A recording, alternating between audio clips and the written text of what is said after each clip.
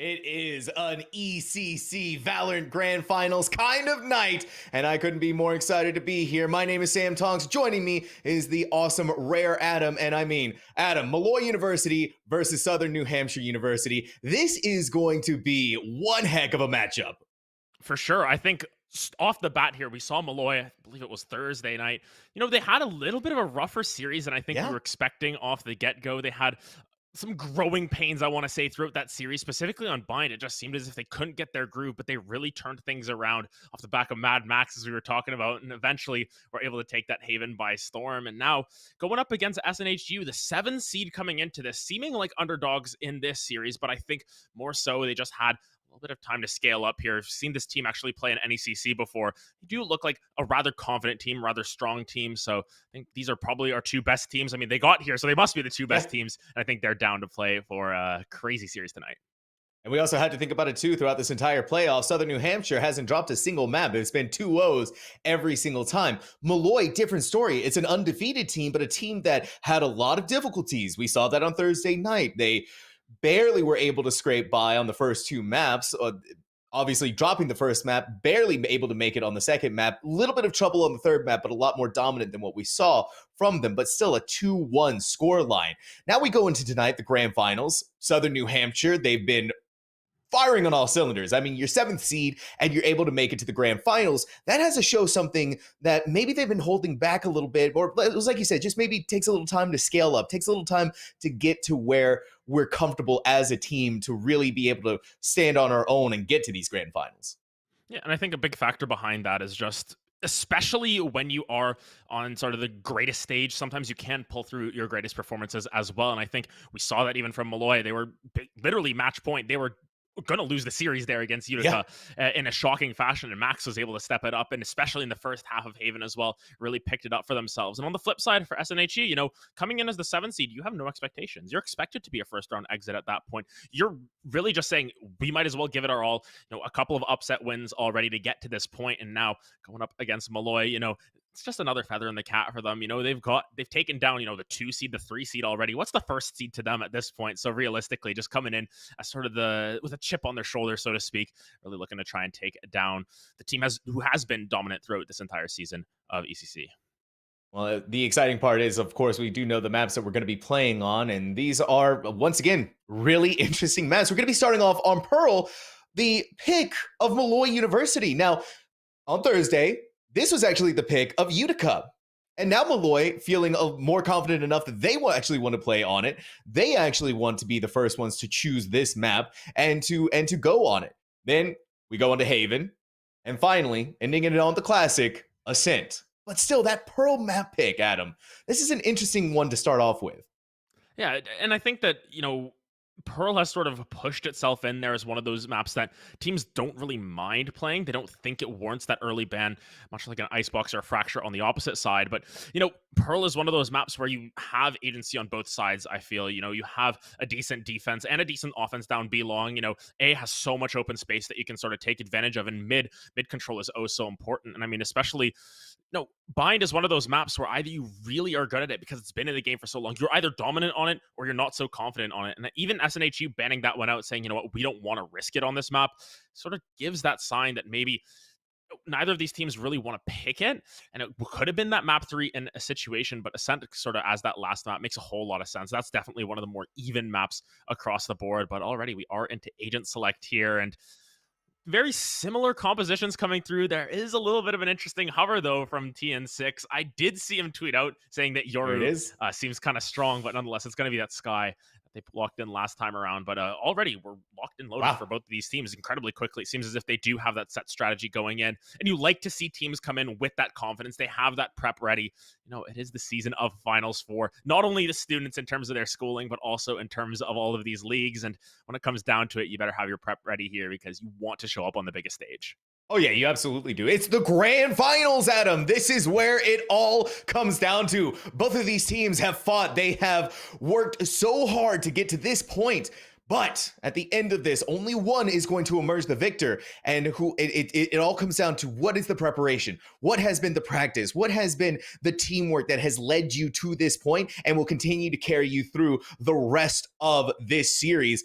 And what better way to show it off? Look at how fast that Agent Select went through. These teams know exactly how they want to go about making sure that they're going to take the win here on Pearl. Because if you take the win here, Adam, that is a lot of momentum built up for yourself. And that is a big confidence boost to have in the grand finals.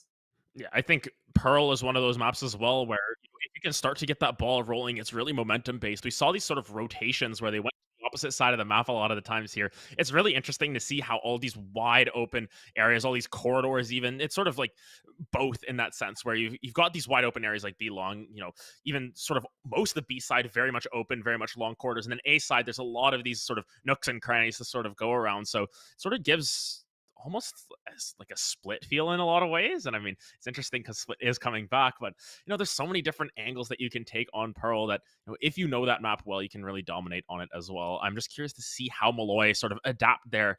They had a couple of issues there, of course, getting pushed to overtime, getting pushed to the wire, but nonetheless, if they're confident going into it, they might have just been practicing it a little bit. Maybe had a scrim yesterday, said, you know what, we're feeling confident on Pearl, we're ready to hit it head on, and that seems to be the case here. Indeed so, and we will get into the game very shortly. One of the players had a small little crash, so a technical pause is going to be happening as we get all of that sorted out. And listen, grand finals, you want to make sure that you're going in with everything perfectly running and operating smoothly. No mid-game crashes or anything like that happening. Get those issues sorted out immediately because, God, what is more heartbreaking than having to have a technical pause when you've had that momentum rolling? If you're in the lead, it can sometimes be really difficult to come back from. So glad that at the very least we're able to sort it out immediately. Yeah. Just a typical Riot Games moment, if anything. No flame, Exactly. of course. I mean, then again, I come from the game that crashes actually the most. Like the League client is just terrible. Overall, it's surprising that the Valorant client is as capable as it is, considering their history with clients. But we won't go too far off the cuff there. Of course, focus on what is in front of us, and we can actually look at what Haven has to offer as well, because we saw what Molloy had in their favor there. They were very dominant on Haven, especially for those first 9 rounds. They're just getting out to a huge lead on that attacking side. SNHU opting to pick that map for themselves. I'm curious to see how their strategies turn out, because I have a little bit of a story behind SNHU on Haven. I did get to cast them on it on the St. Clair Saints stream. Granted, Saints are definitely a stronger team than them.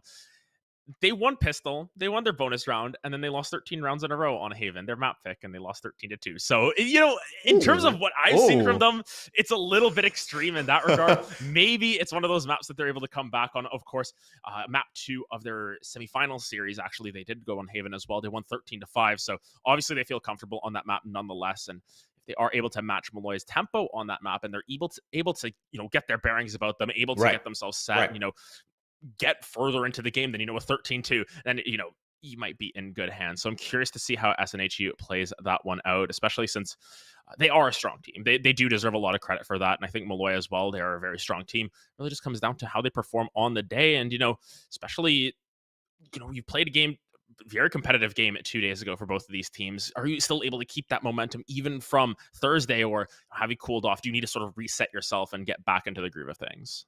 Right. And also too, we've had a little bit more time to work around with this new patch, figure out what really works for us. I mean, we kind of saw it happen on Thursday night, T and 6, starting off with a chamber on bind, then shortly realized thereafter, okay, these chamber nerfs actually hit a lot harder than what we thought. And so next 2 subsequent maps onto the sky, and already starting off tonight here on Pearl, immediately we saw them hovering over the Yoru, having a little bit of fun there with that. Maybe had it in the idea, but decided eventually to go with the Sky. Wanted to have the double initiator with the Sky and the Fade.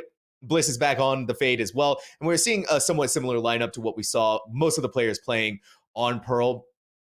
I mean, we had the Viper out for Molloy, Raze, and Killjoy. Max on the Killjoy once again too. We saw what they were capable of. It took them a little while to get there, but that overtime was pretty much clutched thanks to their efforts. They strapped on the backpack. They took the team in it. They put the team in it and carried them all the way through to victory in those final 3 pivotal rounds. Yeah, and I think especially when you have that sort of confidence booster on a map like Pearl already, you sort of have that sort of key memory in your mind. You're like, you know what? Hey, I clutched out 3 rounds to keep us in that series against Utica. I'm going to push that forward with that confidence. And I mean, we saw that confidence carry over to Haven in that series as well. Exactly. I'm curious if they can keep that confidence on this map specifically over to today. And of course, as we mentioned, it is final season. So, maybe some of these players had exams earlier today that, they've been studying down. They're like, you know what? I just want to get back into Valorant. I want to see what I can do. And sometimes you don't have as much prep in this situation. It's a chaotic time for all students. I'm sure that both you and I Absolutely. can relate to that in that sense. And, it really comes down to how well you can perform on this day. And especially for SNHU, as we mentioned, 7 seed, there's not really expectations. On paper, it looks like Molloy should just walk away with this one. But of course, when it comes down to the nuance and it comes down to their story, it's not quite going to be that easy, it seems. Yeah, because SNHU, if I remember correctly, they're ranked 28th in the Power Collegiate Valorant rankings. This is a team that is a solid team, one that has been in many leagues, and this has led them to that point to get on to the top 30 list. And so maybe Molloy isn't in as many leagues as Southern New Hampshire, so they weren't able to enter into those power rankings like Southern New Hampshire has. But for Southern New Hampshire to have that badge of honor on them and say, we are a very capable team, we can stand up with some of the best, that's also a little bit of like, okay, we're able to go, we're done with our exams, everything is finally finished, we're able to relax now, relax and go play in a grand finals in Valorant and try to kick some butt and take home the title of grand champions for this season. Now, I do want to take a look at the side on Pearl for Southern New Hampshire, because this is actually a big difference in lineup that we're seeing between the two teams. The only similarities that we have is the KJ. We're going to have a KO. We have a Sova, a Jet, and an Astra. So different composition style on how we want to play against each other. Still going with the double initiator. And I think that's something that really lends itself well to the long links of Pearl. You had to go out, you had to figure it out quickly. Already we're starting off with the pistol rounds. The players have gotten back in. Tech pauses have been issued away, and TN6 has already opened us up. It's time to go in through art together as a unit, take down the KJ turret, and try to execute onto A site as quickly as we can. And you can sort of see the differences in the comps already and just even how they're playing out this pistol round. It's the Astra with all those stars locking down a decent chunk of that A site, so it's going to be a little bit difficult, but just everyone running in through art. Now running through the link here, this is an interesting sort of wraparound play. They sort of sniffed out there could be a rotation, but Agron holding this angle, not going to find the shots, but the pull going to come through. At the very least, stall them up. It's a couple shots landing from Agron. He gets 2. Still going to be the numbers advantage going for Molloy. Indeed so, but at the very least for Agron to be able to take down 2 and try to even the numbers back up before you finally fall is nothing to sneeze at. And you can see that the split push approach, there was a lot of pressure onto Peachy to be able to take down Tanuki, but it's just not going to happen. C-Dubs is going to be found out by the turret. Now we know that someone is coming in through Link. Had to watch out. You're going to throw the knife here, try to figure out if anyone's close. But the way that the spike is set up, also too on top of that, we had the KJ swarm grenades. The second that C-Dubs tries to do anything, they're going to be met with a hail of bullets, and on top of that, their feet are about to be blasted. Lineups are also good too from the Viper, who's still alive. That spike is not going to be easy to defuse. Yeah, you can see C-Dubs just sort of spinning around, thinking about it. Has 11 health. Realistically, you're never going to save in a round like this. It really just depends on how you want to go down. Tanuki going to collect that last kill up, and it's a 3K for Tanuki there on the raise. Going to open up the scoring for Molloy, and it looks like a very cohesive pistol round for them. As we saw on Thursday, they had a lot of solid pistol rounds. I think they won 5 out of 6 in that game, and we'll see if that trend sort of continues here. Usually it lends itself once again to sort of these freer round 2 wins. You get yourself a little bit of a cushion going, and it really comes down to round 3 when both of these teams are going to have guns in their hands. Round 3, round 4 at that. So SNHU, we'll see what they can do. If they can do any damage to the economy there, if you can get some of these Spectres out of the hands, sometimes you can turn the tables very quickly.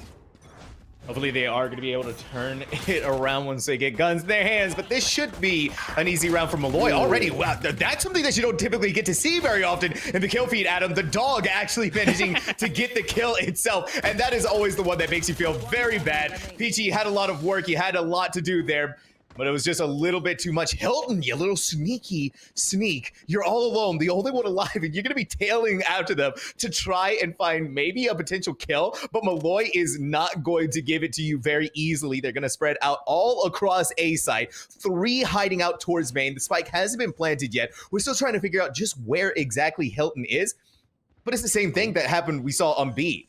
They were going to plant the spike. The turret's going to go down. And the second that Hilton tries to move anywhere, they're going to get blasted. Look at that. Yeah, just a flawless round coming through from Molloy. Max able to collect that last one. Seems as if the turret was sort of caught staring the opposite way, but nonetheless, you know, they keep all of their guns. They keep that economic advantage, and that's a massive round, actually, for Molloy, because if they are to drop this round, which is, you know, Vandals versus Spectres, expected to sort of drop this round unless you can make some magic happen. At the very least, you're all going to have enough credits to be able to buy up once again and potentially have a second buy on the back end of that. That's the importance of sort of keeping your life in this situation. You're not forced to save. You're not forced to go onto a suboptimal gun in that situation. You're able to keep everything in line. And now it comes down to how they want to execute this round 3. They know they're at a weapons disadvantage this time around, and already you can see going to be stacking more towards this A site here, and a little bit of a lurk from the Killjoy. That's an interesting option there. Normally, you'd see a Chamber lurking. You might even see your Duelist lurking at that, but instead it's the Killjoy just trying to hold an angle, basically able to hold down all of the B side of the map here if anyone's going to try and wrap around on them. So those little strategies that you have to try and make sure that you're not going to get caught out, that's so important. Molloy trying to poke around, seeing if they're going to be able to find any information, but in doing so, they're going to have this long rotation. Agran is going to wait for them again. The jet dash has been activated, and now they're going to look for an opportunity, but now this is going to be a much more awkward position that they're stuck in. PG was able to get 1, but 2 is going to be traded out, and a shocking show of force from Molloy, able to take down 2 high-value targets and get away with only the loss of 1 member. Yeah, but that 1 member is the Skies, so you know that 2 health on the Viper is going to stick. That will not improve in any situation, so now you've got to be incredibly careful with this Viper if you're trying to play lineups or anything. Anything at this point will get you, you know, part of the Molly, part of the shock dart can just take you down at that, so you got to be incredibly careful. But Tanuki now trying to buy space with this showstopper, not quite going to land anything. Just comes down to how this post plant works. It is a 4v3, but SNHU, they have a 2 health advantage if we're going to put it that way. You found out that 2 is hiding out inside of halls, and C-Dubs is going to make sure that they're set up. If anyone tries to peek their little head, it is going to be lopped off as quick as it can, but SNHU in a very difficult position. Ooh. The second that Coffee even tries to walk inside of there, they get immediately blasted by Bliss, and that Spectre is just a little bit too much for them, but things have been evened out almost immediately. Space has been denied. You can't even get on top of the spike. The 2, once again, most important members, the KJ and the Viper, they're able to get the lineups going. They're able to throw down the swarm grenade, and so now is a desperate attempt from Hilton. What a perfect round from Molloy. They've won the bonus round. Yeah, fantastic win there. I mean, it's 2 health remaining on Larry on that Viper. Column lineup Larry at that. He's able to just even throw down that snake bite at the end and force C-Dubs to sort of respond in kind. But yeah, a great round coming through from the side of Molloy. They're going to be able to hold their serve. Everyone's going to be able to buy up once again. Max has so many credits as well to sort of spread the love if necessary. That's really going to be what it comes down to. What can SNHU do on the save round? Can they take some of these Vandals out of their hands? Can you do damage to the economy at that? Because you're not expecting to win this round once again, but it's all about if you can maybe get a couple members down, it forces them to buy guns again, as opposed to just getting sort of a free round at that. But already pushing towards this B site, they know they've got the range advantage with these Vandals. It all comes down to if they can land these Sheriff shots. But as always, these players, they love to practice death matches with those Sheriffs. You know that. They love to do their aim training and everything. Sometimes they'll just be able to find the head with ease. Oh, trust me, I've met many a person using just Sheriffs only, and the second I turn around a corner, well, I'm respawning, so it's been a tough time there. Tanuki, too. Agran is just always in the worst possible spaces. Most of the time, the initial pick in each of these rounds that we've seen so far hasn't had much luck on the Jet so far. It's going to try to be that retake that happens in C-Dubs, already showing us that aim training is going to be coming in handy. Hilton a little less fortunate as Max and TN6 are fragging out, and they are fragging out hard. Already all alone is Peachy. Couple of shots are going to hit Max. That is all that's really going to be happening here. Maybe a kill is going to be coming through. They are going to be coming through, but for the side of Molloy, as 4 rounds in a row have been put into their pocket. Yeah, they're feeling super confident at this point, but now you can see going for this operator on Agran there. They've done what they can, and as you mentioned, it's just sort of unfortunate timing in a lot of these situations, unfortunate positioning. Now with that operator, you have to play incredibly safe. You have to try and defend that with your life as much as possible. At least for the side of SNHU, it's a little bit of a slow start for them in this case. You know, only 6 kills total across the first 4 rounds, whereas you can see Tanuki matching that already with a rather strong opening. Max 504, TN6 423. You know, there's a lot of members who are just holding their own for the side. of Molloy, and it just depends on if they can continue this momentum. This game so reliant on momentum, and Max with 8 health, he'll be able to get topped up by the Sky at the very least, but looks like they're still going to try and go for an execute onto the site, potentially with that lockdown. And it looks like indeed you get healed back up. Now it's time to put down the lockdown. And this is a interesting decision from them to just rotate off, force maybe be able to debate them out. Oh, but Hilton might have an opportunity here if they're going to be careful. But the second they try to make the swing, they knew that the Seekers were coming out, and so they were going to be found out anyways. Maybe be able to try to take down one person. But Molloy, ready as always. It was like primed to go. They're able to land and capitalize on a headshot there almost immediately. Peachy is forced away from the boxes, and instead of risking it, Molloy is going to rotate towards B long. Tanuki hung back for a second, maybe see if Peachy wanted to, well, be Peachy cheeky and try to take that fight on in mid. Dog is going to go through to gather information. This is a good time for Agrite. They get one, but Larry trades it out almost immediately. A fantastic shot, and you've taken the operator out of commission at the cost of one of your teammates. Larry is able to go in, use the Viper's pit as well. Ultimates have dropped down just to make sure that we secure this 5th round. The action is going to be happening very soon. A lot of swarm grenades. We have Astra smokes being activated. We're trying to shoot through, and Peachy actually comes up with one onto TN6, who I don't think was expecting that, trying to get away in time. As they were planting it, we're gonna rotate around here. Bliss to look inside of Halls is going to find the head of Peachy. Bliss, they tried to bring it out, but C-Dub, oh, Tanuki! It looked like C-Dubs was actually gonna be able to save the day here, but instead, Tanuki is the one who's gonna be doing that instead for Molloy, and saves that 5th round for them. It all comes down to the numbers at the end of the day, realistically. You know, it was trades going back and forth, 2 kills one way, 2 kills the other way, and at the end of it, there's just a couple too many angles to hold. Tanuki was able to sort of hide out behind that short wall, just a breakable wall at that, where a lot of people will sort of hang out despite the Viper's pit, and as soon as that drops, sort of the smoke goes away, and sometimes those Viper pits can be a little bit of a double-edged sword, you know. You can, if you're the Viper, you're perfectly happy to sit in it, but even for your teammates, you're not really expecting where some of these players are going to pop out from. The visibility just sort of cut in that situation, and sometimes trying to find a swing and you're not able to get it in that situation. Tanuki just sort of finding more distance in that situation and able to hold the line. As a little bit of a pause coming through once again. You got to make sure that these players are all good to go in every single situation. Exactly. Grand finals, Adam. Everything needs to be working perfectly. And that's why we have these technical pauses to make sure that they are running perfectly. But let's go ahead, dissect what we've been seeing so far in these 5 rounds. It's just been perfection, actually, from Molloy. They've had a couple of, obviously, a little bumpy roads here and there, and it looked like C-Dubs was going to clinch out that round. They were able to get the most important member of Molloy at that time, which was the Viper. But I mean, the last second save from Tanuki, who was able to get a 3K to close out the round, win that round. It is just unbelievable what Molloy is doing right now, the confidence that they have going into these grand finals, and show Southern New Hampshire that we are a team to be reckoned with. And I think a major fact behind that is just that Molloy have shown that they've got multiple members that can step up. I think it was map 1 where Tanuki, or on Thursday at least, where Tanuki had a little bit of trouble getting off the ground, had a little bit of trouble sort of getting it together. But then, you know, by map 3, they were sort of high flying above everyone else in those situations. I think that's really what it comes down to. Molloy have, you know, 5 very competent players. All of them are willing to fill in their roles, and that's exactly what's happening. You want your duelist to be your top frag. You want your duelist to be finding as many kills as possible. On the flip side, though, it's just been a little bit underwhelming from the side of SNHU to open this one up. Granted, Egrin with these knives going to find the head of Larry there. Look at the trades going back. Egrin finds another one, and this is starting to turn to disaster.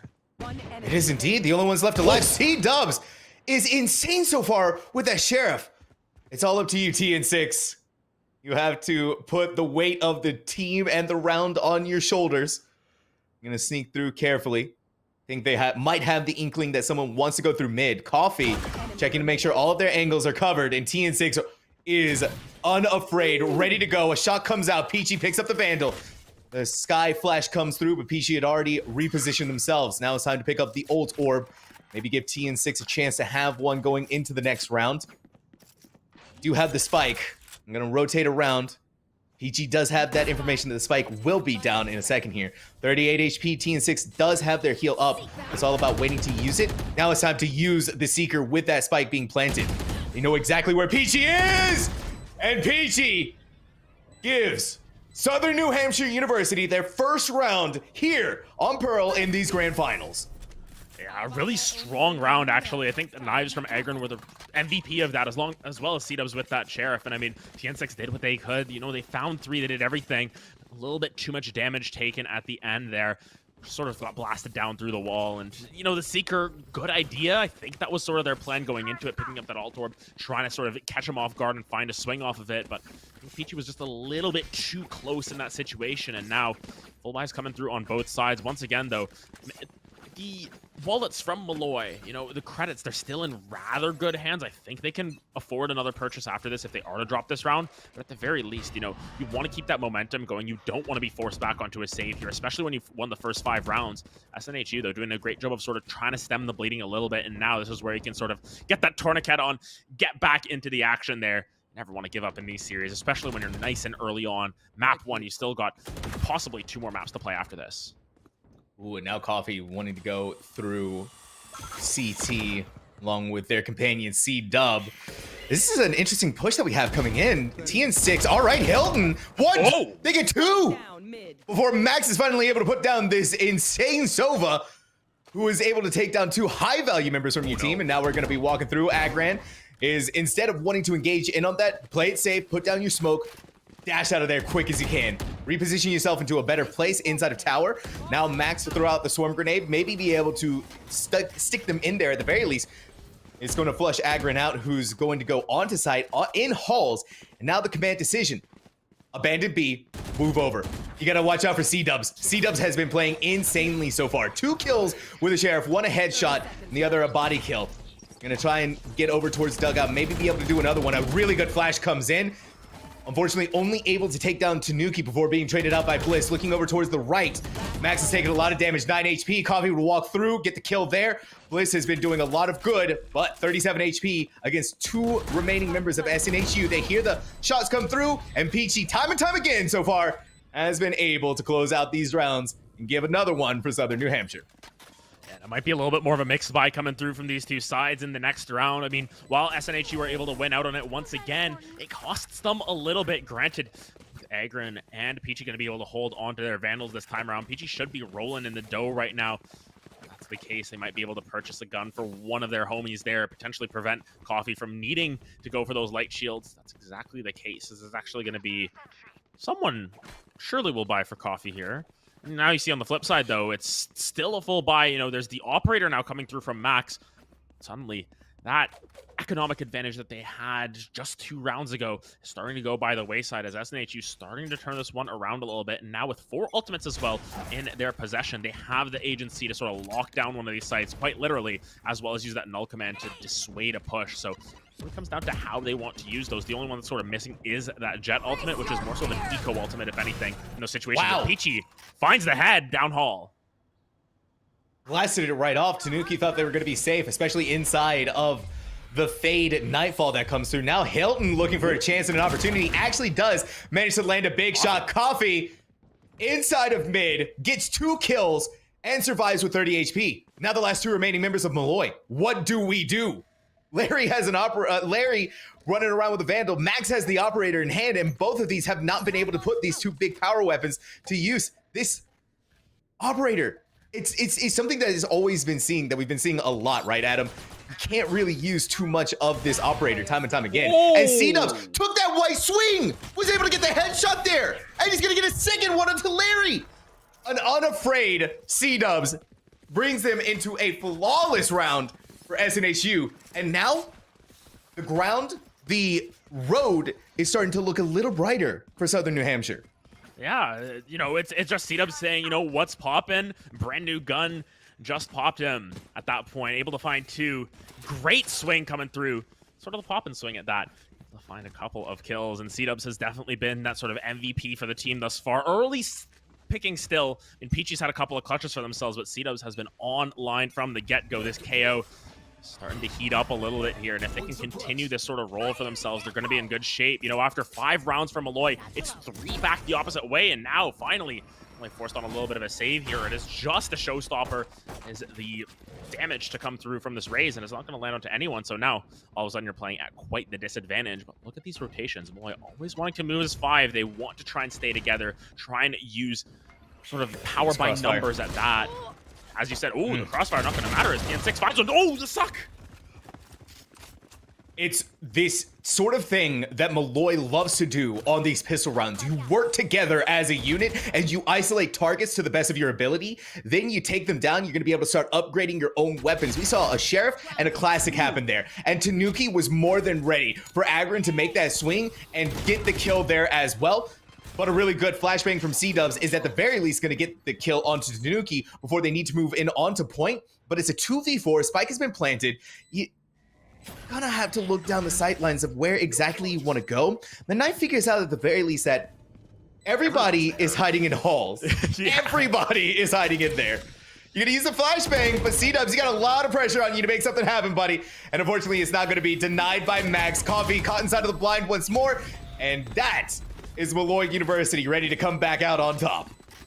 Yeah, really well played, you know, by the whole squad of Molloy, and it looked like that Astra Star, you know, it pulled 5 members. I thought that was going to be the disaster zone there, but they were able to hold their own, able to still find their aim. Sort of what Molloy likes to do, as you mentioned, on these pistol rounds, just sort of go for a 5-man rush, go for a walk, run around, try and find as many members as possible. They are successful in doing so, and now they're able to sort of buy some weapons once again. Tanuki's going to be able to pick one up for themselves. Everyone else is able to sort of pick up their own weapons, and on the flip side, it is still a full buy, but once again, it's always about keeping your economy in check. Are you going to be able to keep it consistent from round to round? Are you going to be able to buy when your opponents are on a buy? TN6, though, making sure that Coffee's going to have no impact there. That Astral Divide has yet to be used, and it just seems as if every single time that there's an opportunity or a round that might work out well for them, they just go down so early on. Right here. And both of the utility expended the turret, the dog, to try and flush C-Dubs out. You know that someone's hanging out, and so now Molloy being a little bit more cautious about how they want to entry in on that. Agron to take the duel with Larry a little bit there, but Hilton is hanging close by. It's just waiting to see what's going to happen. What is going to be the play from Molloy? They're taking this very slow. The rotations haven't come in just yet, and now the lockdown has been expended. C-Dubs is hanging out a little slightly close to it. They're still able to use their knife as well. Hanging out where they were, though, TN6, as they entry onto site, puts down C-Dubs and has secured the site, given the spike a chance to be planted, and bringing this to a 5v3. Yeah, you can see some of these ultimates just going to be popped. The Seekers as well going to be used. TN6 finds a third of the round here. Ace? Looking pretty good now, yeah. You know, always ace alert at that. Don't want to say it too early. Don't want to cast a curse at that. Agron, though, found a nice little angle with the timing from Peachy, and this might be good. There's all 5 members in Arc, though. Molloy love to group up like this. They love to group up because it is such an ideal position that you want to be in. Now it's going to be the counter lockdown in, and a grant to deny TN6 at the ace. So apologies, TN6. I did indeed cast or curse you. But with the way that the spike is going right now and how this lockdown is working, you need to go onto it as quick as you can. And it doesn't look like they're going to have enough time to be able to make that defuse happen. I say that, though, but they're actually sticking it. They do have enough time. Nobody to stop them. Larry didn't have the opportunity to use the lineup. The spike didn't go down in time, and Peachy's actually blasted too. They're fragging out. They get a double kill before the round is over, and just that little bit of extra damage to the economy for Molloy. Just a fantastic round coming through from Agron and Peachy there. You know, Agron just having the balls to stick it. You know, pros don't fake at that, and even though there's all these lineups coming through, sort of cleared out as much space as possible, and it was the lockdown that came down. I believe it went down onto Max specifically. They weren't able to find that swing in time. They weren't able to pull out the weapon, and that was sort of what sealed the deal. And I'm not sure if there was another swarm grenade potentially there as well that wasn't able to be popped. Nonetheless, a great round from SNHU to sort of stick it to Molloy. Put themselves in contention here, and now full buys on both sides. Once again, comes down to the execution. Agron, though, already taking a little bit of chip damage there. No Sky, no Sage to heal you up there. That's permanent. You got to be careful peeking these corners now. Yes, you do.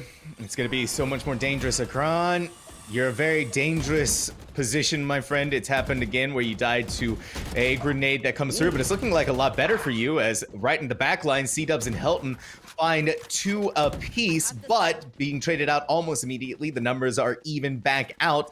Both of the sides have taken a little bit of damage with the Grand sitting at that 70 HP marker.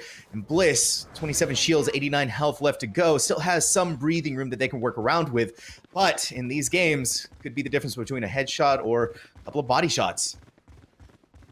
And you can see sort of rotation around. Looking to execute onto this A side. It is red out here, it seems, by the side of SNHU, but they're holding these very defensive angles. The Viper's Pit popped as well. Molloy want to make sure they get to 7. They want to keep that advantage going.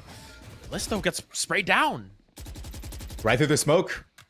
Even inside of the Viper's pit. Now you're going to be playing a lot more cautiously about how you want to make this happen. Tanuki is going to try and hit the plan as well, but the spray comes in immediately to deter them from even thinking of doing that. And they took a lot of damage from their efforts. Peachy is looking for an opportunity to be able to go inside, and Larry knows that someone is in main. They know that KJ is sticking there, but they took a lot of damage. What did Peachy just do, Adam? What is that spray transfer to get a double headshot inside of the Viper's pit? Check him PC. What Check the PC. heck was that? Check the PC there. Vac, anyone? Vac, hello? What's going on? What? Just insane shots coming through from the side of Peachy. They've sort of been that clutch king for the side of SNHU thus far, and goodness, it's just been fantastic gameplay coming through. SNHU, after a terrible start to this map, they picked up 5 of the last 6 rounds here. If they're able to convert on it once again, be looking into the half, all evened up. It just took them a couple of rounds to warm up, but when they're hot, they are blazing hot, and that's exactly what's going on. Max, though, gonna heat check into Agron there, find himself a kill. It worked out perfectly. Peachy is playing close once more. Not very many vectors of escape that they have in their pocket. Hilton hit with the blind. Now we know that someone is hanging out in connector. You're gonna have to be careful. Hilton does manage to get one. Peachy makes another swing themselves. Takes on TN6, but Larry on the case once again is able to take them down. Things have been not so good for SNHU right now. It's a 2v3, but we still do have the Cosmic Divide that can be used and should be expended at this point. We're in the final round of the half. May as well try and see what we might be able to do here with it. It just depends on where they want to use it as well. There's a couple of really cheeky spots that you can go, maybe wall them literally right in tube there. Might be exactly what they're doing. Oh my goodness, this could be crazy.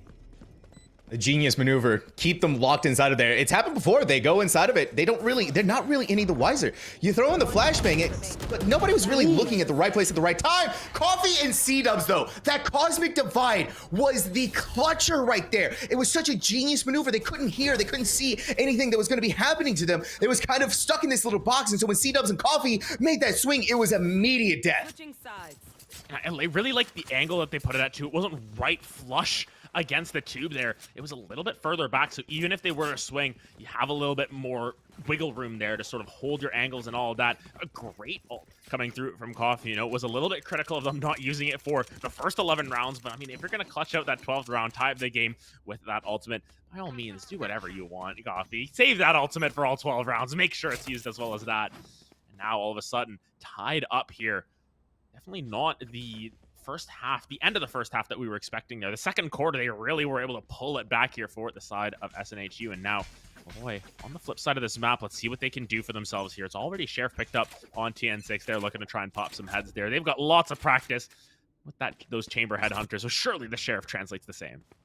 Surely indeed it does. Max, they found a lot of members of SNHU decided to make their approach in through B long, and now it's time to turn tail and regroup into a better position and try to go for the retake with your team. Look how much damage they're taking too on top of that, and a really good swarm grenade is actually going to deter the spike from being planted, at the very least for now. Hilton too taking a lot of damage for the transgressions of trying to even begin to plant down that spike, and now Agron in this second half is becoming a much more powerful force of nature that you have to deal with. 3 kills already for them alone before finally being taken down by Max. But it's Max all alone, all by themselves. Low health for everyone on the field, 51 HP alone, but C-Dubs unafraid, and with the Sheriff in hand is a long arm of the law for this round. And for the first time in a very long time, Adam, Southern New Hampshire in the lead. First time, just full stop at that. They're able to convert, able to pick themselves up a lead, and now it comes down to how they want to execute. And look at this from Agron, going for the Vandal round 2. It's a super aggressive purchase. Look at the flip side. It's a force coming through from Molloy. We saw this come through from them on Pearl last time around. They went for a force. They went for a little bit of a sprint at the enemy there. They were able to convert on it as well. Nonetheless, will it work against a team like SNHU, especially when there's a Vandal on the opposite side? If you've just got people running at you and you've got that Vandal, you're going to be super happy to be just picking them off one by one. But Larry with the Bucky, this could be trouble.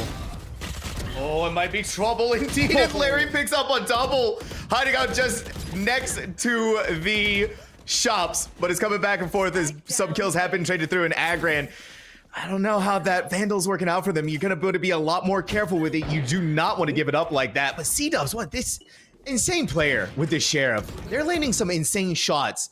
They're able to capitalize on some massive kills. Now you throw the Molly forward. Max is forced back a little bit. Isn't really able to get much use out of that Marshall. And inside of the flashbang, Grant gets the headshot kill. Now it's the Max v C-Dubs, Marshall v Sheriff battle. Which one is going to be more powerful? And it's going to be Max, and now a Vandal in their hands. And that's always the gamble that you take, right, Adam, when you decide to go a Vandal in the second round. And these are some of the things that happens when you lose that gamble. Yeah, and I mean, you could see at the end of that, Max sort of doing a little bit of a ritual dance around Agron, saying, hey, buddy, thanks for the gun. Going to be taking that one to the bank. Super happy to be able to pick that one up. Of course, not going to be the cleanest of buys across everywhere. It's actually going to be Max handing off the Vandal, I believe, to TN6. Going to purchase themselves a Guardian. So it's a little bit of a mixed buy coming through, at least from the side of Molloy. They don't quite have the credits to keep Vandals across everyone. Is going to be some Guardians. I see a Spectre picked up as well. On the flip side, there's nothing to relent with on the side of SNHU. Their wallets are feeling rather light here. Yes, it's the joke about broke students, but nonetheless, quite literally, broke students, broke Valorant players. They're not feeling too good about this round. And Coffee gonna get the spike down at the very least. Okay. They sacrifice themselves. Yeah, a choice indeed. I guess, you know, pro stick it, right? They don't care about the damage that they're taking. We're just going to go ahead and at the very least be able to plant it. And now maybe they're relying on their own swarm grenades that have come through. They have lineups, they have mollies that they can use. It's all about waiting and making sure that they're not going to be able to use it. Meanwhile, what's happening here? Max and Tanuki, a double kill. Hilton and C-Dubs firing back, though, not giving any opportunities to happen. C-Dubs a headshot, but you got to go in because guess what's happening? The spike is being defused, and Tanuki is going to clap back. A somewhat similar situation that we saw happened earlier in the game. Sticking their own defuse. Yeah, they just stick it at that. And I mean, it's the challenge of sort of planting it so close. And I think Coffee did what they could. They got the spike down, but you know, that's a member that you don't have to sort of swing on these angles. Now going to be just that little bit harder for the side of SNHU to get back into it. Granted, you can see the purchases coming down. Larry is going to be going for the Judge. You know, they got the Bucky kills earlier. They'll go for the Judge once again. Actually going to just opt for the Bucky. Keep the economy in a little bit of a better position.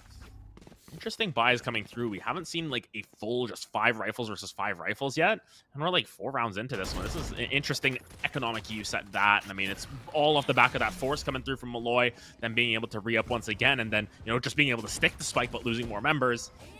Interesting to see how these teams have sort of played it out. But now Killjoy Ultimate going to be coming down. We're going to force everyone back off of B long, but there's no one really on the flank here. No one can really take advantage of it. They're just going to get one on the way out as Agron caught lacking there. Tanuki, though, gets traded right back out.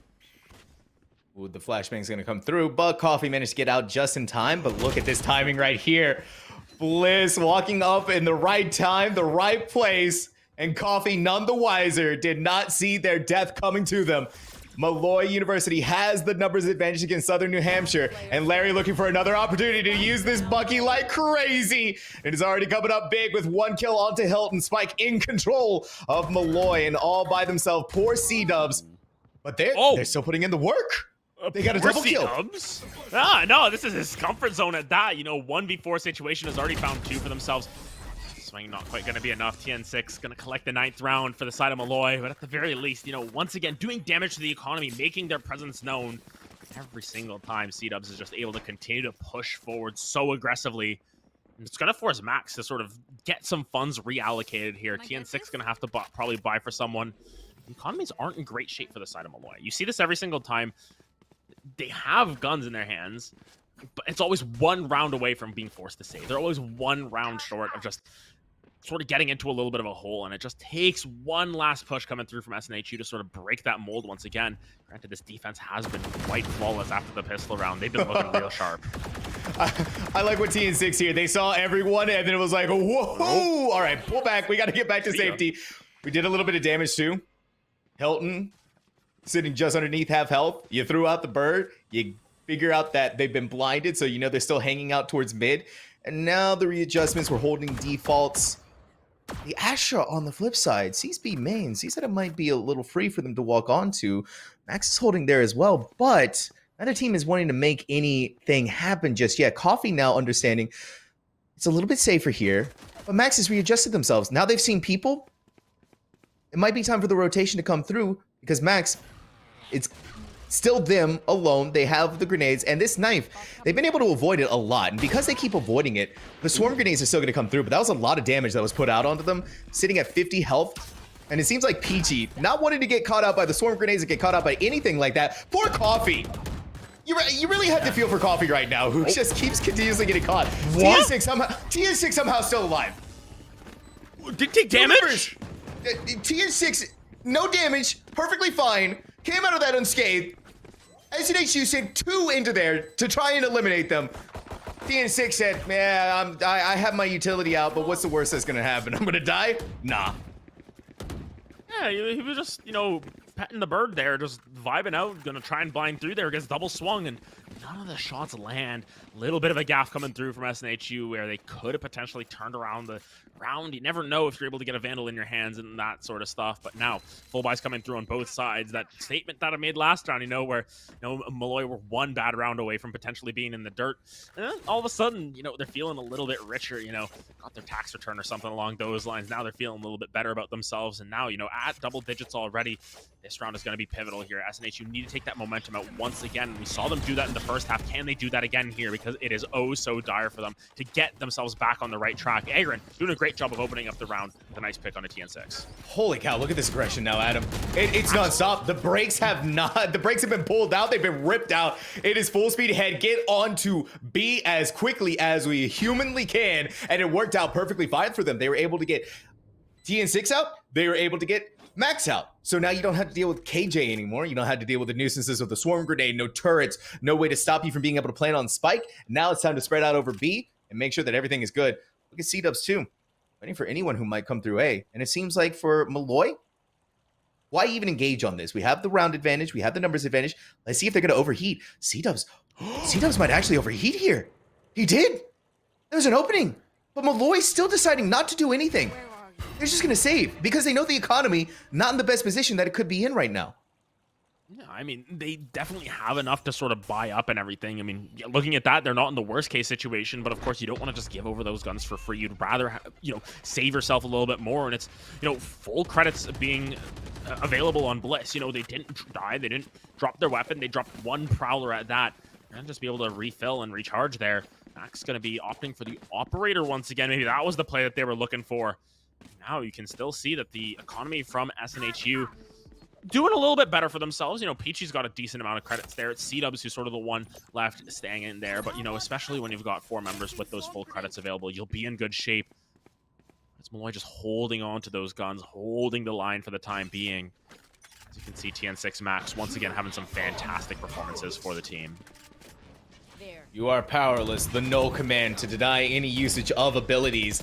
That too puts KJ into an awkward position. No more usage of the turrets, no more usage of the swarm grenades, and now it's time to get out of there as quickly as possible. And Max not even able to use that operator, denied from them. I'm loving what I'm seeing here from Southern New Hampshire. It is aggression time. It is not giving Molloy any time to think whatsoever. No plans to be able to formulate. And now all by themselves is Bliss. At the very least, they come out with 1. I think this might be another time to save from Bliss. Yeah, but Agron's tracking him down. I don't know if they hear the footsteps. Ooh, gonna find a second. This is actually working out really well for Bliss. Sure, you've lost out your entire team, but you're still alive for now, and you've managed to take down 2 of SNHU. Perfection right there. You couldn't in a 1v5 situation. These are the kind of things you want to do. You want to isolate the 1v1s as best you can, and then just wait and see what you can do. Oh, wait a minute. Okay, went the other way. Okay. All right. It's also like, good. Yeah, Peachy's looking for Bliss, but Bliss is safely nestled away inside of mid. No one to find them, and they get to hold on to their gun for another round. But a little bit of damage has been dealt to them, so they need to expend the money in order to buy their shields back up. But I mean, still though, they're sitting very good. It's not the worst thing in the world to happen, but SNHU is now closing the gap once more. This is a 9-10 score line, and man, Adam, this is a grand finals that we're in right now. This has been nail-biting so far. I mean, it's what SNHU did in the first half as well. You know, the first little bit of it, they're just sort of getting their strategies together. You know, dropped 5 rounds in the opening there, and while they were able to take the pistol round this time around, the force coming through from Molloy was enough to sort of turn it back around. Viper going to be popped onto A. I think they see that coming, and now SNHU, you know, they've got their momentum back. It's effectively full buy still on the side of Molloy, and this is why I didn't mind seeing them sort of save that round when they had 3 members still alive, because you're keeping each of these rounds closer. And if you're going to drop around, at least keep your economy in check. And they've been able to do that. It's full buys 3 rounds in a row from the side of Molloy. But now this is a round where, you know, if you are to drop it, you're going to be forced onto a save. You've given SNHU a window back into this game. That's exactly what they're doing. They're looking down hole for a little bit of a window. Wow. Max finds the shot. Max finds the shot, and Tanuki using the showstopper really wanted to make sure that they're going to secure the kill, and C-Dubs is indeed confirmed no longer a part of Pearl for this round. What does Southern New Hampshire want to do here? They've been frozen, paralyzed, still stuck in mid, 2 in mid. It looks like they might be leaning towards the B push, with 2 going towards there. But Agran wants to be bold. They want to try and go for it again. See if maybe something might be possible here. Hit with the blind, pops the dash, get out of there quick as you can.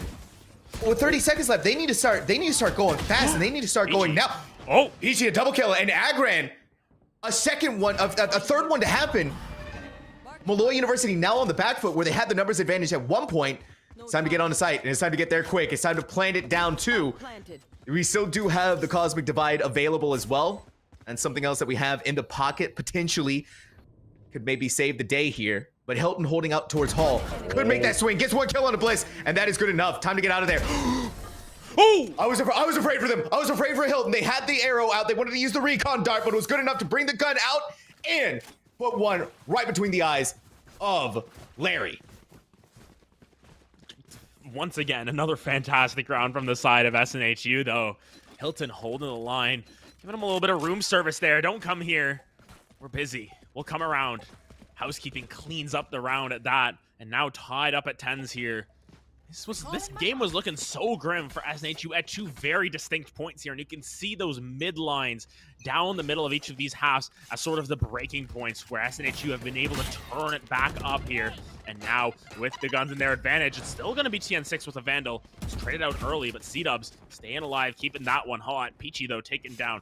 A little bit of a breather here. They've been real good thus far, but still 4v4. That Astral Divide still available. The lockdown as well from Molloy. You've still got some key ultimates to sort of hold these sites, potentially retake a site at that. Doesn't seem like they want to bite quite yet. Tanuki forced to back off a little bit here. A couple members just taking the walk to A. Gonna go see some art. Gonna go visit the Louvre if they can. A little bit of beautiful art. Bliss, meanwhile, with the utility out, wanted to use the Haunt, was able to get away with their life. Agran not able to land the shots quite yet. Now it's time to send the Prowler forward. Larry and a Judge. A hope and a dream. People, make sure you check your corners because... Oh! Hilt? No way. No way. No one's checking it. No, this is why you check your corners time and time again. Larry saw the opportunity, but they were patient. One came through, but they knew a second one was going to be happening.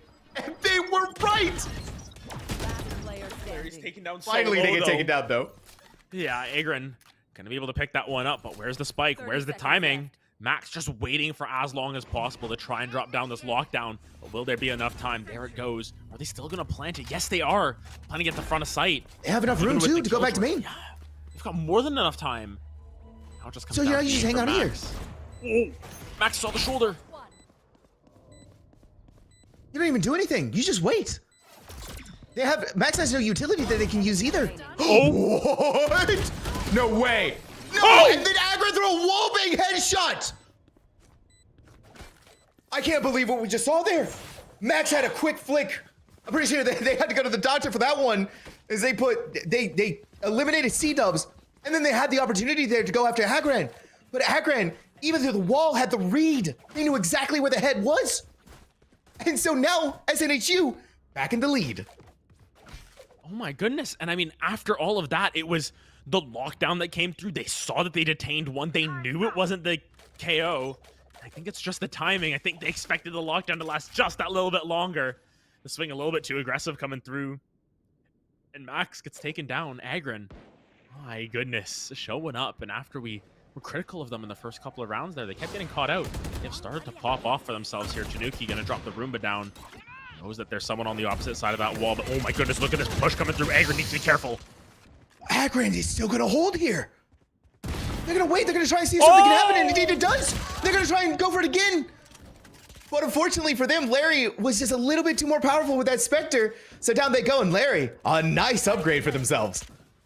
Yeah, about 45 health, not a whole lot of room to play with. There's still Killjoy lockdown available with Hilton taking a little bit of damage there, but just gonna walk that one out. It's gonna be a rather challenging round here. They don't really know where the lineups are going. Actually, Prowler. the Fade Prowler hits the wall. And Hilton, look at this angle they're holding. They are so nasty right here, looking for it. There you have it. You just spray and pray. Your prayers have been answered at the very least with the death of Larry, and shortly to follow them is Bliss. Adam, I don't think we saw this one coming. SNHU at match point, especially with how Molloy was playing. They had 5 rounds in a row in the first half. Then SNHU was able to claw back 6 for themselves. And now here in the second half, Molloy once more 4 in a row. But SNHU, in each of these halves, just need a little bit of time to get going. But once they do, boy, you better watch out. And it's crazy because, you know, there's the meme, you know, they had us in the first half. Not going to lie, it's the first half of each half that it seems as if SNHU aren't really sure how to proceed. You know, they just take the first 6 rounds of each of these halves to sort of say, let's figure out their strategy. Let's get our groove. And I mean, if we split up the game like that, it is a 9-3 curse. We'll find it any way possible, but TN6 finding that kill any way possible through a little bit of a cheeky peek. Find one, gonna find Another 2, one. gonna potentially... Ooh. There we go. Max, though. 42 now. This is the kind of action that we needed to see here. And finally, it comes in as Max makes the swing in through B-site. The connector gets the kill, and Molloy gets to hang on for another round. Yeah, just barely at that. I mean, such a challenging round for them. It cost them a lot. I mean, there's 2 members who were able to hold on to their guns, I believe. They're still going to be able to buy up, but Bliss with the Spectre, Tanuki with light shields, no help coming through from any other sources. Actually, it's going to be the Guardian purchased by TN6 for Bliss. That strategy, you use it once. You can't really use it again. You can't be chilling out in that short wall every single round without getting checked from time to time. And now 3 ultimates available. That null command online, the lockdown online for the side of SNHU. The knives pop. They're rushing onto this A site. Larry's going to have to find something magical. They're already spotted out. Indeed they are. You have ultimates. It's also time to start using it to make sure that you secure this round. SNHU needs to start popping some things, including that null command. That null command is going to be so pivotal here to make sure that things like the Seeker aren't going to be able to use it. So TN6 has been completely denied from them. And now you have the lockdown. The Nightfall to come through, though. Look at Agran. 1 HP is going to be in a very dangerous position. Needs to make sure that they're positioned correctly here. But Max hears the footsteps coming through, but they have their weapon out and they're caught inside of the lockdown, too. It's just so easy here for SNHU to be able to close out this map and take Pearl here in the grand finals, bringing us 1-0. Wow. Yes, SNHU, my goodness, just the comeback kids at that. We talked about how they come in as sort of these underdogs. They've got that grit about them. You know they're pushing forward with all that they've got. And you see why they are ranked in those top 30 teams there. You saw how they were able to turn everything around, sort of take what they learned from those first couple of rounds on each half and push it into their own advantages each and every time. And I think, you know, we talk about how Molloy has 5 very strong players who can all individually pop off. Same goes for SNHU. I mean, Agron, really slow start to the game, really picked it up as time went on. C-Dubs, a catalyst for sort of flipping the switch there. And Coffee, you know, we were critical of not using those ultimates as often as we would like to see, but still had the aim difference at a lot of times. Hilton as well, just everyone from the side of SNHU able to push it through. And now they've picked themselves up Molloy's map. This is interesting now. Brings a whole new vibe to this series. It does indeed, and I'm excited to see how the rest of the series is going to progress. The grand finals are already proving to be worthy of its name, but we are going to find out how the rest of the series is going to proceed after a short break.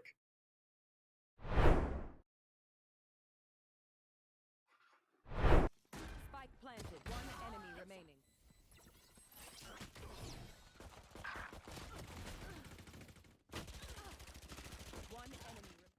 Spike planted. Quiet now. Last player standing. I've got your trail.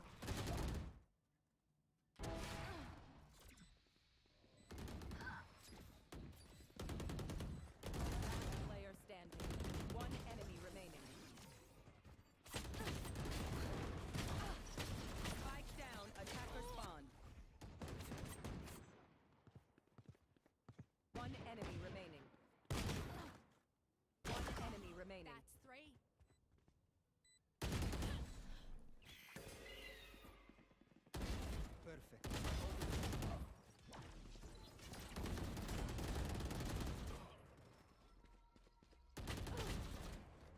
Last player standing.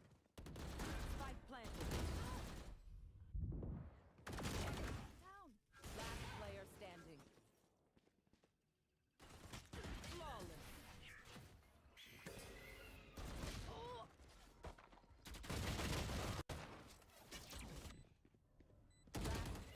Without a start.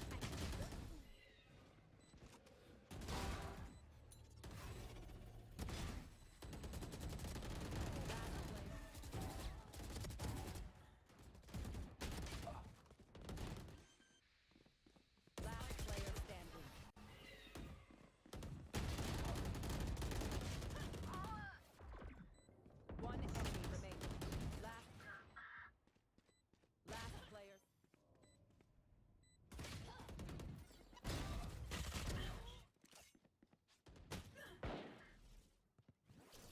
One enemy remaining. Last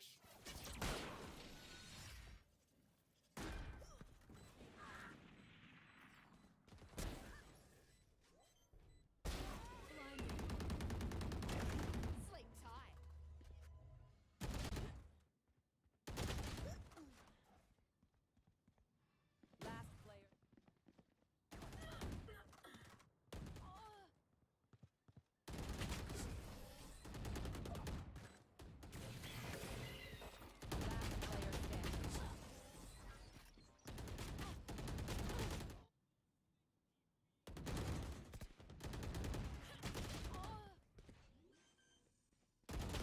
My ult is ready. One enemy. 30 seconds left.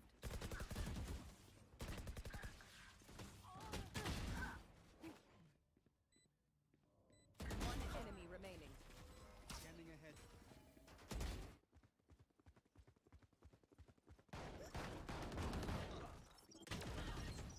Last player standing. One enemy remaining. Done.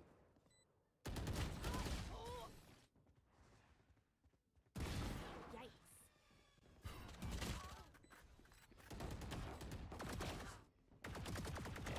End it. Hawk out. Blinded.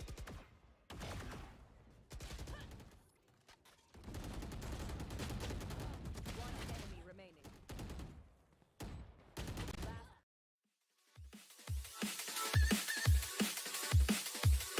Those stinky VIPs alive.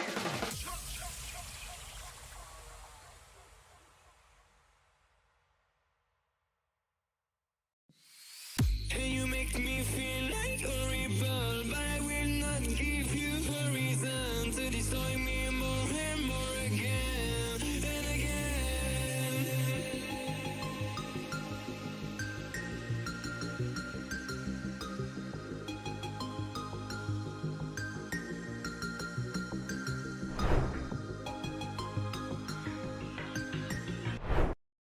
We now enter into series point here for Southern New Hampshire University in the ECC Grand Finals for Valorant. As we go into our next map, Molloy needs to make sure that they stop this approach, win this map of Haven, and be able to continue forward. And as a quick note, I've been taking a look at Twitch chat. I'm loving the energy in there tonight. And so whichever team that you're supporting, I would love to see just some chants, some cheers for whichever side you are wanting to win. But Adam, I mean, here we are, Haven. This is Molloy's chance to turn things around. Yeah, I think especially since they were able to sort of clap back on Haven in their last series there, sort of hold the line there, find 9 rounds in a row to open up the game before having a little bit more trouble closing it out, but still able to finish that one off, finish Utica off. I want to see what they bring to the table here. I think we're going to see very similar compositions from both of these sides. I think that, neither of these teams played the Chamber in that last map as well. So I'm curious to see what SNHU have in store in that situation. It seems as if Killjoy, though, starting to rise up in popularity a little bit, and it's always good to see the German beanie girl getting a little bit of action back into the meta and everything, especially after such a long time sort of being out of the meta in that situation. Nonetheless, I think that overall, Molloy really need to sort of just forget about that game. Just get it out of their Yeah. mind. Say, you know what, we had them in the first half of each of those halves there. We've got the tools to succeed here. It's just about executing on it at the end of the day. And I think realistically, we know how talented this team is. We know what they can do when given the right tools. And I think it just comes down to your grit once again, if you're able to hold the line. And already a couple of interesting hovers there, Hilton. Ooh. You're not doing this, are you? Oh. This is some the Reyna. The Reyna. Hilton's looking to frag out. Oh boy. It's double duelists coming through from SNHU as well. They're looking to play as aggressive as possible. I really like this team comp. I do too. It's actually looking like most of my ranked games anyway, so I'm like used to it now. But I mean, we're going with a Jet. Now, this is the thing about Reyna though, right, Adam? Reyna, she's kind of a selfish agent. She really works best for herself. The Lear did get a bit of a buff though, so it makes her have more utility as a duelist who's able to initiate onsite and to be able to take that space. But still, at the end of the day, Reyna works best for herself, especially with having Devour and then Empress 2 on top of that. It's an agent who wants to go in onto site and capitalize in 1v1. Hilton's going to be looking out a lot for those, maybe to go off on their own, try to find those takes when things might be a little bit dicey, when they're feeling a little bit overheating, a little bit aggressive. Those are the kind of things that you see from Reyna's. Yeah, and I mean, obviously Hilton's got the hops. They're just hopping around, having a little bit of fun with it. Nonetheless, this team comp that I see from SNHU here, they've got a lot of ability to sort of... They've got a lot to do in a lot of ways. Of course, you've got those smokes coming through, and the Omen is going to just be regenerating every single time. Cypher's going to lock down a site. Breach can retake sites so well. We talked about it briefly on Thursday as well, about how not seeing the breaches come through is sort of odd, because you get that ultimate to come down, and a first kill from C-Dubs as well. You can just take so much space. C-Dubs finds another one. B. All right, he's finally been traded out. Yeah, the Kings of the Pistol, Molloy, struggling. Molloy looking for any opportunity that they can to be able to plant this spike. B site has been a complete disaster for them, so it's time to get out of there and plant on C. Right now, Southern New Hampshire working together as a unit, all together, making sure that nobody's going to be caught out. It's time to make the trades happen. We do not want to be caught with our pants around our ankles. You're going to put down the cage too, but even through that, Max has the foresight to figure out exactly where they are. The defuse comes through! PG at the last second! They clutched it! They were able to make it happen. They were able to get the defuse. Pro stick these. What? They were able to stick it. And it was so close at that. I mean, down to the milliseconds at that. But I mean, C-Dubs opens up that round with a couple of kills. It's the wraparound at that. But this entire time, Peachy is defusing. And the shots just come through a little bit too late. Max gets another 4K in pistol round, by the way. But this time it's at a losing effort. My goodness, this game is already off to a raucous start here. Now the force coming through from SNHU. Let's see what they can do on this defensive side. The Sheriff already coming down and shots ringing out. Just going to miss on a TN6. But that breach stun, always going to be so useful in stalling out these rounds. Oh my goodness. Never mind. TN6 is just too good. TN6 showing us just exactly what that Sheriff is capable of. And Hilton, the frag out, then dismiss away, make sure that nothing's gonna happen there. You're gonna use the concuss, the aftershock, apologies, try and maybe be able to flush someone out. And how do you do it, C-Dubs? How do you do it? How do you get away with getting a double kill like that? Yeah, I mean, the aftershock was just able to buy them space, sort of use it as a quasi smoke. There's so much visual like crap whenever you see the aftershock come through, and it almost acts as if like a quasi blind. But once again, TN6 with this Sheriff just having a fun time hitting these heads. Now a 3v2 situation. These Spectre nerfs going to start to come through in some of these longer engagements, but you can see just playing so patiently. Hilton. Oh, come on, man. No way. Hilton gets away with being able to do that. They finally get punished, but it was just... It's these little moments that we're seeing from SNHU that shows that they are more than ready to prove themselves in these grand finals and be able to take the win. Molloy in the last game won 5 in a row, but SNHU has shaken off the jitters, the rust, the cold, whatever, and they are looking very dominant. But of course, that was a pistol round. That was still sort of a save round for Molloy, and now they get to be the ones to operate with the big guns. Yeah, I mean, mean, it's C-Dubs with the Sheriff. Oh, granted, I'm sure they're very confident with that gun as well. Agron gonna have a Vandal for themselves, so they're just gonna try and buy space already. The Killjoy turret sort of gonna be used as a little bit of a scout, sort of spotting out that they want to go aggressive, but where they actually end up going, at least for the side of Molloy, is still yet to be determined. This Omen, though, playing very aggressively on that C site, might be looking for a little bit of an off angle. They've gotten themselves into that sort of close corner on the left. Gonna have to be so careful clearing out that space. And Peachy on the Cypher only has one trip down, so they're gonna have to be careful into where they all go. Coffee, though, this angle could be so nasty. Oh no. It could be, but the Fade Prowler is good enough to be able to find the information where exactly they are. Two on top of that, the cage went down at just the wrong moment, and entering onto site is deadly, as these guns are proving to be the difference maker for Molloy. Headshot after headshot, crisp time after time. Now Agran at the back line, as Bliss was none the wiser. Another kill might be able to come through, but no, it is not. Larry is going to show them what this Vandal can do. Molloy able to take a round. Whew, I mean, this is...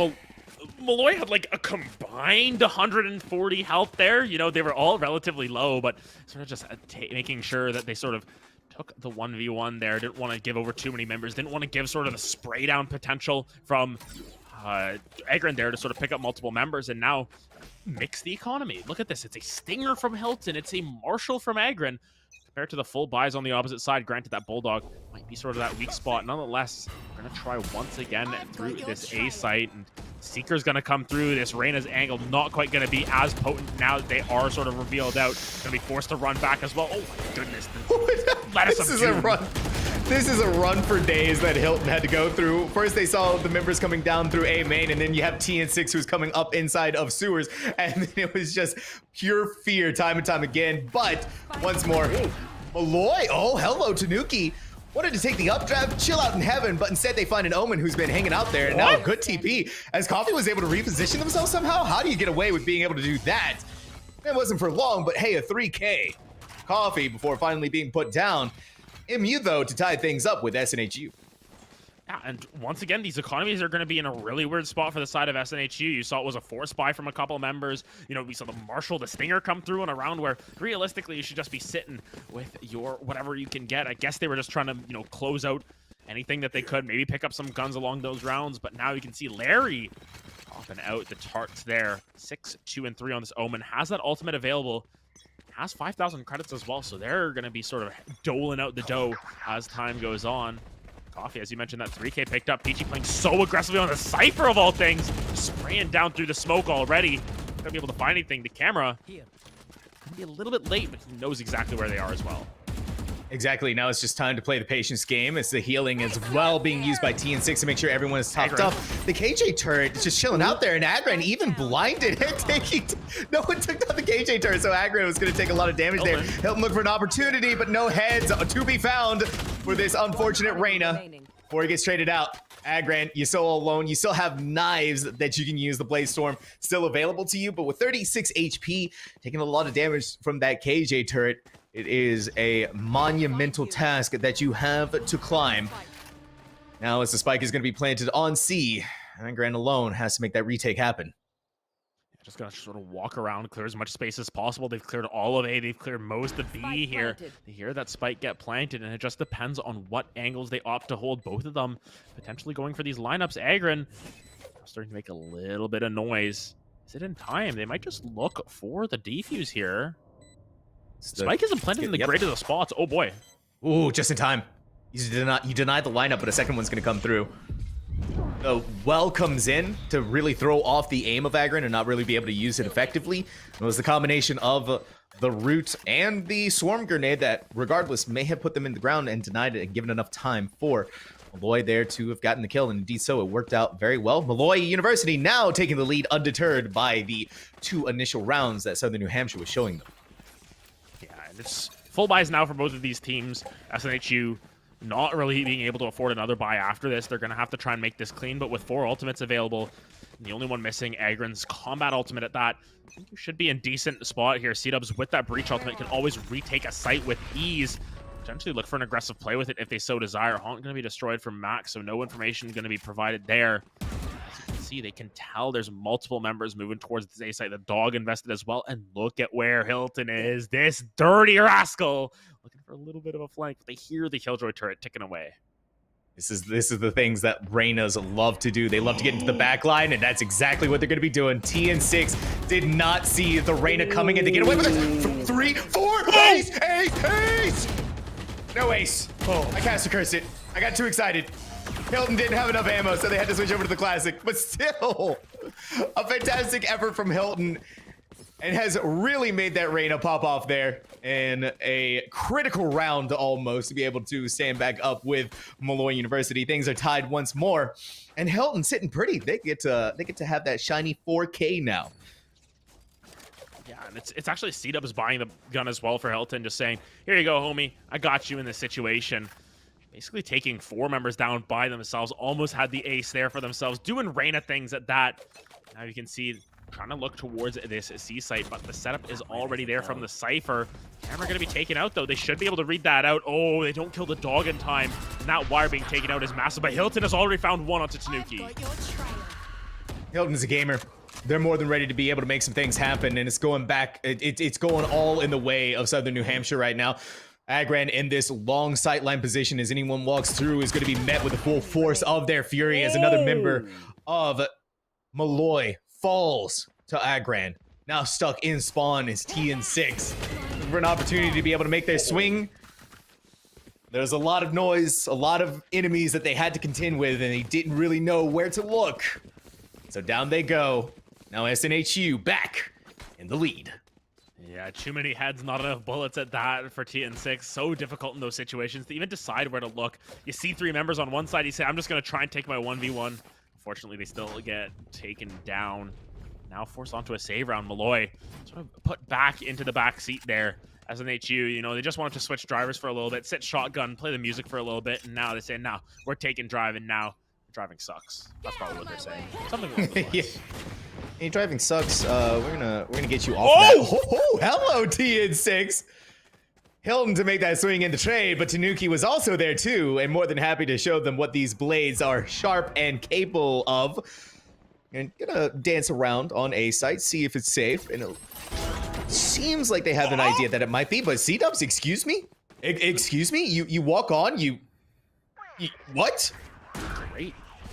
Great play at that. And now, you know, Cypher ult. Cypher ult gonna come through. It's gonna spot out where everyone is. Gets that double tick. You know, the recent buffs. You still have that breach ult if you want to retake, but C-Dubs doesn't need it. Oh, now you're just going to use the Rolling Thunder. Everything that you can use to make sure that you confirm and save this round, it's good. As Coffee initiates onto Larry, and now another concuss could possibly come through, throw off Max, but doesn't matter. As the spike has been defused, but C-Dubs can't just leave it well enough alone. Hunting down Max. Yeah, and you know, they're feeling confident. You can tell. When you start to see them shooting bodies and stuff like that, you know that they're feeling confident. You know that they're sort of walking the walk, talking the talk, all of that sort of stuff. Now, it's just going to be down to if Molloy can sort of right the ship once again. It's been back and forth throughout these series. I think that that's sort of been the trend. It hasn't really been rounds traded back and forth, you know, 1s or 2s or anything. It's usually been streaks of 3 or more in these situations. And once again, that's exactly what we're seeing. While Molloy were able to collect 3 for themselves, it's 3 back the opposite way. And we're going to be taken out, but now they're starting to look for some different strategies, looking for some different sight lines. Even that might be a little bit challenging, especially when C-Dubs is just finding shots through the wall onto people, just getting some of that damage. Hilton's going sickle mode, though. It's time to pop the Empress, and it's time to do as much damage as we can, but Hilton's all the way on the other side of the map. It's going to come down to their teammates to be able to make a lot of action happen, and they had to whip out the knife so that way they can regroup with Agran. Agran only has an operator to their name, and it was looking like it might be good enough for Hilton to get one, and sometimes it's all these Reynas need in order to make the action happen with a support of Agran and a kill coming in from them using that operator. They have to reposition. They have to use the updraft inside of the smoke, make them think where they're going. Hilton's still inside of that Empress, needs to make a kill happen now so that way they can stay inside of it. They're looking for an opportunity, and a bullet does indeed land onto TN6, and more than a bullet, a kill too, as Agran, Max, not looking out for this pesky jet and an op, is going to pay the price with their life. Molloy looked like they were in command that round. It looked like they were going to be in control, but it's just a Hilton-Agran combo that is too much for them to deal with. Yeah, now Force coming through from the side of Molloy. They're starting to lose their grip on this game, starting to slip from their grasp. I can see just trying to rotate guns around, trying to figure out what's the best case scenario. Buy for next. Are we going to force? What are we going to do in this situation? Larry going to try and hero rifle it up. It's actually going to be multiple members going for these rifles. TN6 really the only one trusting in their aim with the sheriff. But now Hilton just go aggressive so easily. Find an early I pick. don't believe this. Get out of there. Hilton is confidence made manifest right now, Adam. You cannot stop this insane player through the wall. Through the wall. They're looking. No way. Finally, Tanuki takes them down, but Hilton has already done the damage. Last player standing. Oh my goodness. Hilton's having fun now, I think. They're ready to put this grand finals to bed. Yeah, Hilton's got to study, you know? He's got an exam tomorrow. Get me out of this series. I'm done playing games. And a well-timed timeout, it feels, for the side of Molloy. I think realistically, after that round, when this Reyna's starting to shoot through the walls, being able to find you everywhere you walk, you have to take some time for yourself. You need to rethink your strategies. You've got a couple rounds here. I think Molloy going to be looking for a full buy this round. They're trying desperately to get themselves back into this series, but you know, after finding some really strong performances on Pearl, not so successful this time around on Haven, SNHU showing why they picked this map, why they're confident on it, and why they're not scared of what Molloy has in store. It's crazy to think about. The boys down too. Which is also crazy to think about considering what we saw on Thursday from Yeah. Molloy. When they were on Haven, it was a team that had all of the confidence in the world.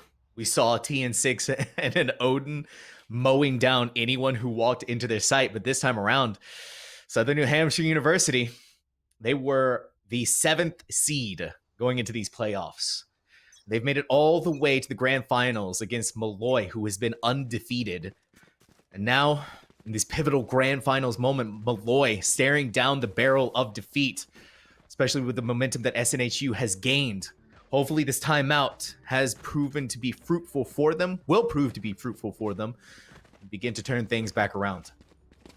Yeah, and it comes down to sort of icing them out potentially, you know? Maybe finding a little bit of an angle back into this. But as you can see, the economy, a little bit more of a mixed buy once again. Some plenty going through here, but Agron does not miss. You can't even walk in. Operating. Oh my goodness. You can't even walk in. You can't even mind. You're trying to mind your own business, trying to enter onto site. And Agran has an upper. Hell, Nope. there's no way no one's watching the flank. Nobody. They can't be doing that, Adam. You gotta be watching the flank now. It worked out well. They figured out. They had the read on Hilton. Oh, but Peachy to even things back out once more. It's just these flanks that are coming in, and C-dubs. The human aimbot right now, landing One enemy remaining. insane shots time after time. With the support of Agran, you're able to make the swing. Tanuki has only 5 health. Even then, though, Peachy lands a headshot. I don't care about you sinking 5 health. I gotta make sure my headshot percentage looks good on the board. Oh yeah. And I mean, looking across this, it's been 6 rounds in a row now for the side of SNHU. Molloy better be praying to the dark gods that may be, praying to the forces out there. You might need yourself a little bit of a curse to come down at this point, because it has just been all SNHU for the last couple of rounds. Hilton, you've been taking a trick out of TN6's book there. That's an Odin picked up. A little bit cheeky going for that one. Rotating around guns. Oh my, they're going double, triple. 3 Odins. Oh, It's just late. You just praying and praying. Down mid. Maybe seeing if someone was going to be crazy enough to attempt to do that, catch someone out. It's the C-long push, however. And C-dubs, they're waiting. Even inside of the Nightfall.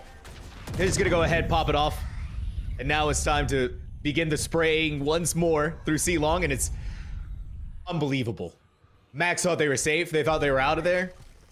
They were not. Even inside of the Nightfall, nothing. But now look at this. It's TN6 trying to execute onto the site. Agron holding the line.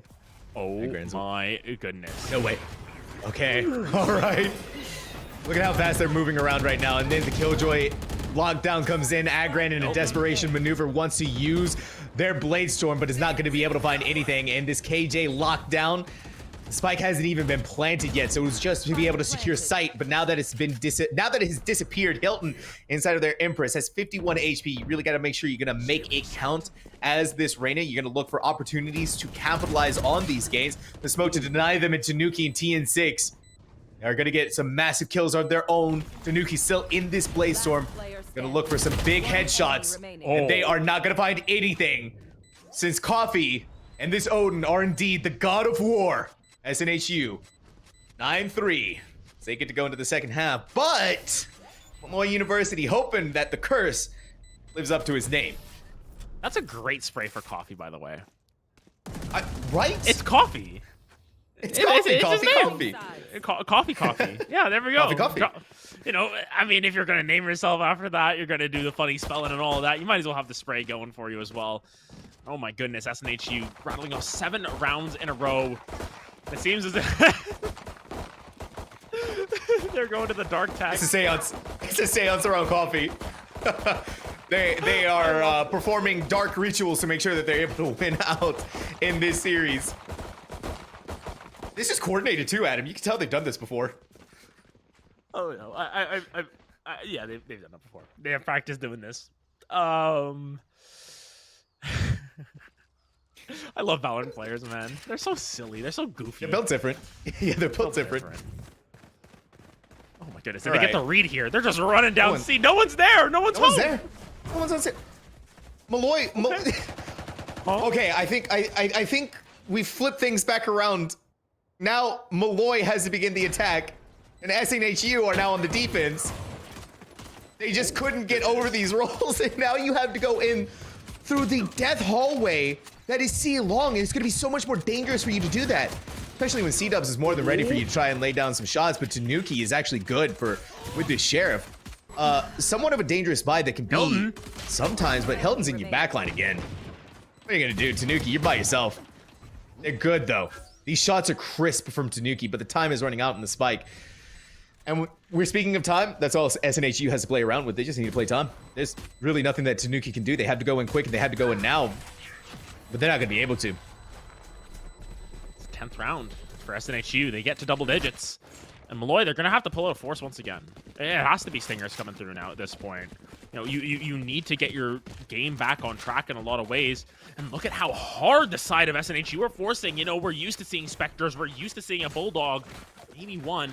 It's a Vandal on Hilton. You know that they can, you know, up their shields, up their effective health at all times with the Devour. It's going to be one Stinger coming through. Yep, now comes the force. They know their backs are up against the wall, but look at what they're going into. Dogs are out and they're looking to play. Tanuki not going to land that first shot, though, and that's giving away a lot of information. That gives away not only that Molloy are forcing, but that SNHU, they're willing to fight this one. You have to. If you want to be worthy of the title of Grand Champions. And Agra and Coffee, C-Dubs, already putting forth the effort to make sure that happens. C-Dubs especially, 2 for their own. And now Peachy to capitalize on that. They win out. SNHU wins out in the force buy that they had. Now we're 1 round away from match point, Adam. From championship point at that. This goes here. And it's been fantastic play on their map from SNHU. 9 rounds in a row. Taking their past transgressions and making it their own here. It has to be a force now coming through from the side of Molloy. They have to force out the rest of the game at this point if they even want to have a chance at pulling it to a map 3. It's a Judge, it's Spectres, it's a Guardian, it's one Vandal, it's a ramshackle buy. Will it be enough?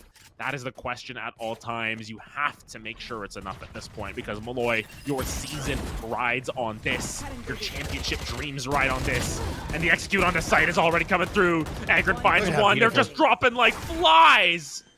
It's nobody can stand up to the insanity that is this. Max, at the very least, shows Hilton what this Judge is capable of. But you're gonna need more than that. It is now match point, championship point. And Molloy University, these are not the buys you want to be making going into championship point. But they're the buys you have to make. Yeah. You know, desperate times call for desperate measures. The opposite side, they've got so much in favor. Once again, they can just vibe out in the corner. You know SNHU were having fun with this one. The cat, the frog. Oh, they got the whole animal. They got the whole zoo back there. It's the petting zoo.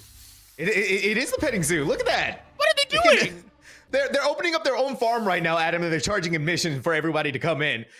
And look at this too. They know we're looking at them, Adam. They know we're looking at them. They know we're watching them. They really wanted to show. They really wanted to show off. Ooh, but Max is wanting to show off now themselves. Hilton to take one in the dome. Now the bird comes through. You got to try and get onto side Agron to create space, but they are blinded. Can't see a dang thing. They didn't even see their own death coming. Last Spike has been put down, and Molloy University, it's a hold on for a moment longer. They get the hold down for a round. You know, even Sky was trying to contribute to the petting zoo at the end of it, throwing out her birds. It's a good round in return, I want to say, for Molloy. You know, they're able to get a little bit of confidence there. Once again, they're forced to force. They're going to have to buy out for the rest of this game.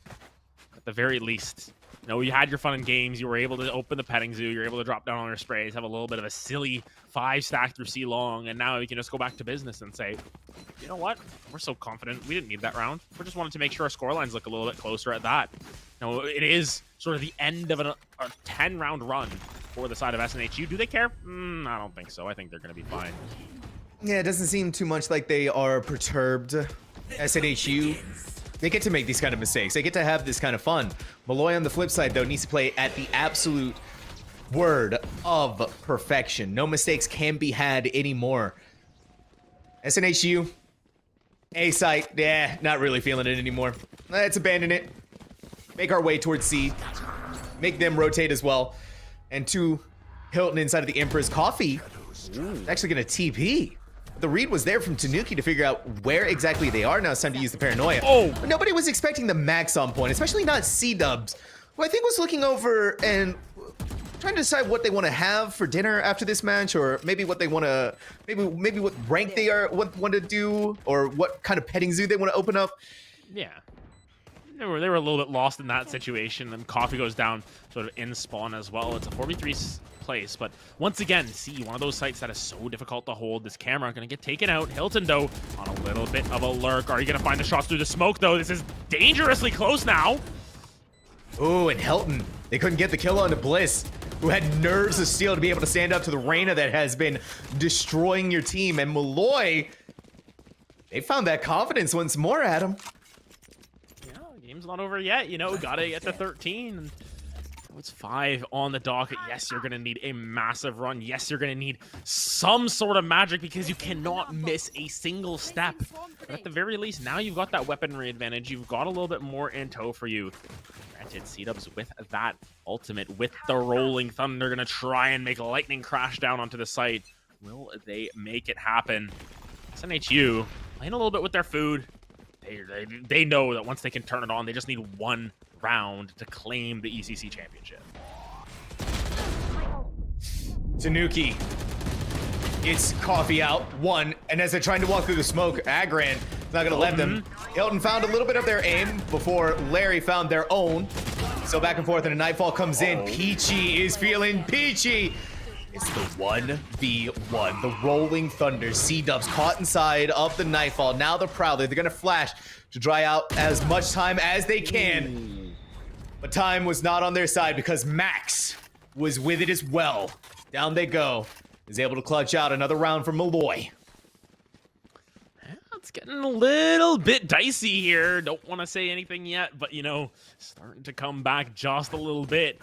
They give themselves no margin for error, though, Molloy. It's still so challenging. It doesn't matter how good their economies are at this point. It just matters that they've got guns in their hands. Granted, that is Agron with the knives available. We've seen what they're able to do with that before. It just comes down to your executions. And, you know, Molloy have done a great job of sort of answering these executions. That last round, though, so close, down to the wire in terms of clearing that one out. 62 health, 2 shots to the foot would have cleared the deal at that. Nonetheless, Molloy continuing to hold the line. The resolve will not waver. Comes down to if SNHU can close this one out. That's a good read, by the way, to figure out that Tanuki is hiding out on top of the boxes and so flush them off of it using the aftershock. C-dubs has been understanding the playbook of Molloy now, understands exactly what they need to do in order to clutch out this championship point. And now the margin for error is over. It's time that we go in and start executing on these abilities, and that's it. Tanuki was not saving that corner. They didn't want to dash out. They wanted to try and see if they were able to stay alive through it, but Agran's feeling classical. It's 2v5 now. Max and T and 6. But that is all that is going to be happening there. Southern New Hampshire University are your ECC Valorant Grand Champions. Yeah, winning out as the 7th seed over the number 1 seed. The ultimate underdog story, not dropping a single map in all of playoffs. What a fantastic run for Southern New Hampshire University. The Penmen able to take home the chip. Of course, Molloy, you got to feel for them. They had so much going for them throughout this entire season, and it just feels like this last week just ripped away from them a little bit, barely squeaking by Utica. And of course, coming into the meat grinder that is SNHU. But congratulations to Southern New Hampshire University for the victory. A fantastic performance at that. Honestly, just a little bit unexpected on that Pearl and almost just blowing them out of the water on Haven. Yeah, Pearl, it seemed like it was going to go in their way, especially with that 5 rounds in a row that they had. SNHU built diff, though. Undeterred, has nerves of steel, did not let that throw them off. Was able to claw it back and clawed back Pearl in its entirety. A very close score line, but still, going into Haven, different story. SNHU in control the entire time, even when it looked like they were not. But have a special interview for all of you ahead. We're going to go ahead and get that set up, and we're going to be back after this break.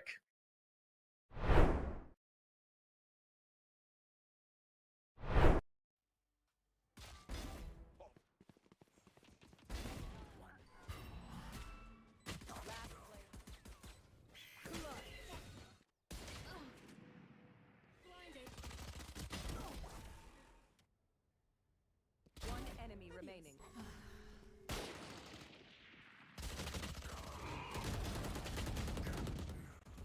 Last player standing.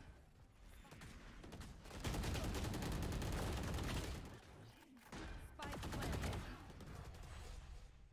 Last player standing.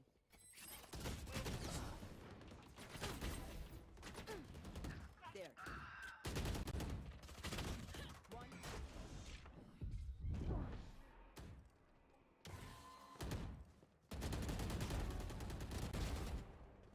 One enemy remaining. Spike down mid. One enemy remaining. Flawless. Last player standing.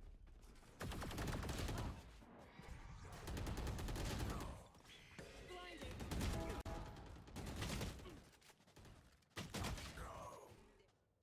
Last player standing. Don't resist.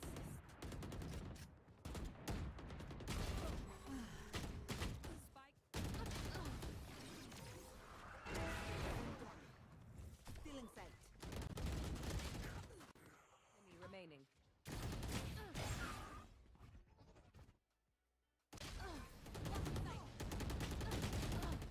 Last player standing. One enemy. One enemy remaining.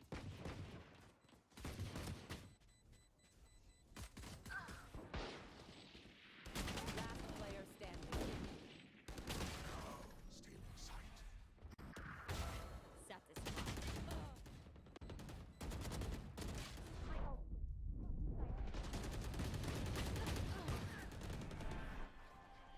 One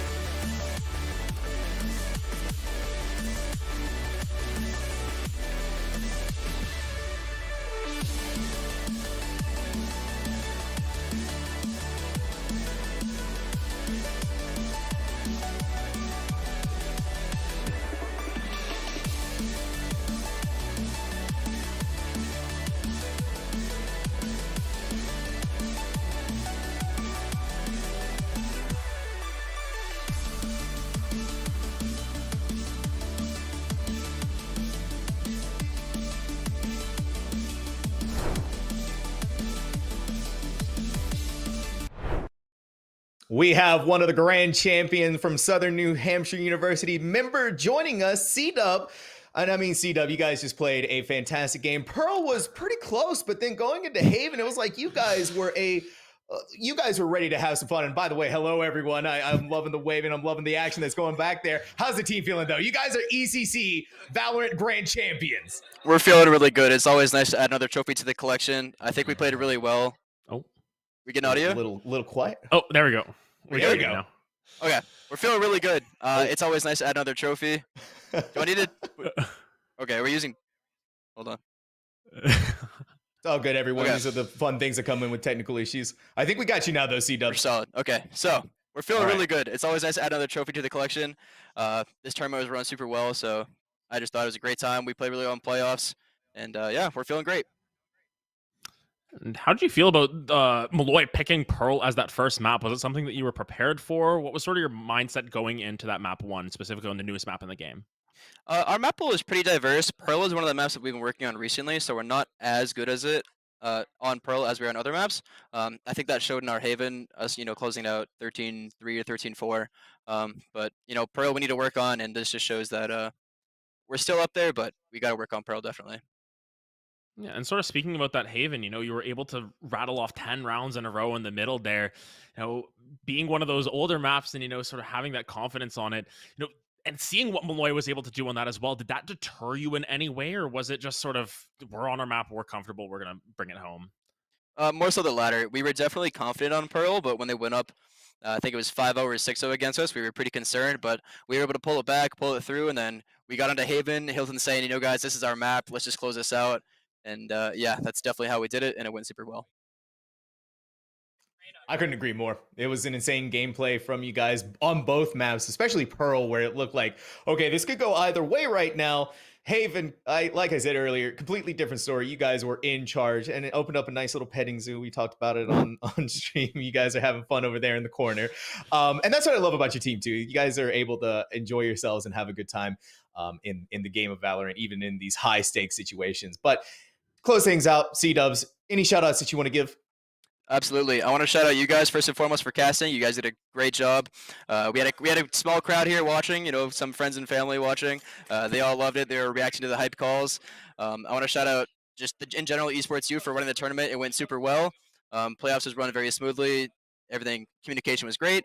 Finally, a couple more shout outs for the observers. 606 Erica for the semifinals did a fantastic job.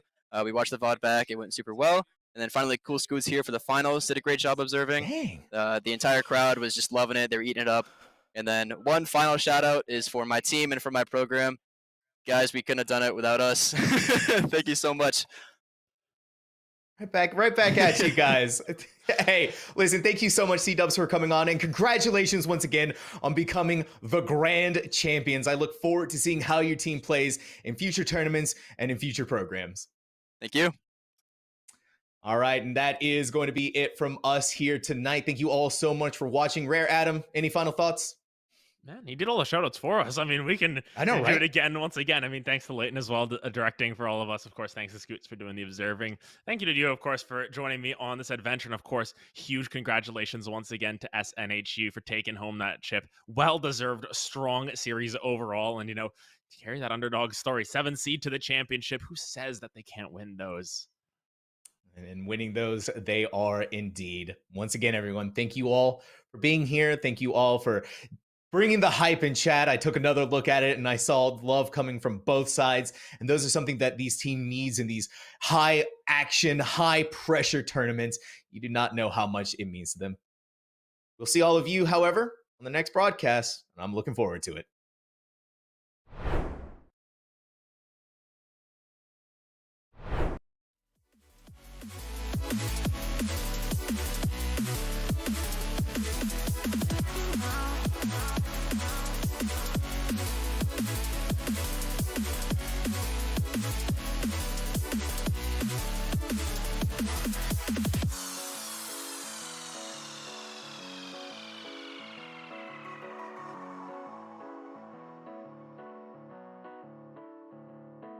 Are you happy now?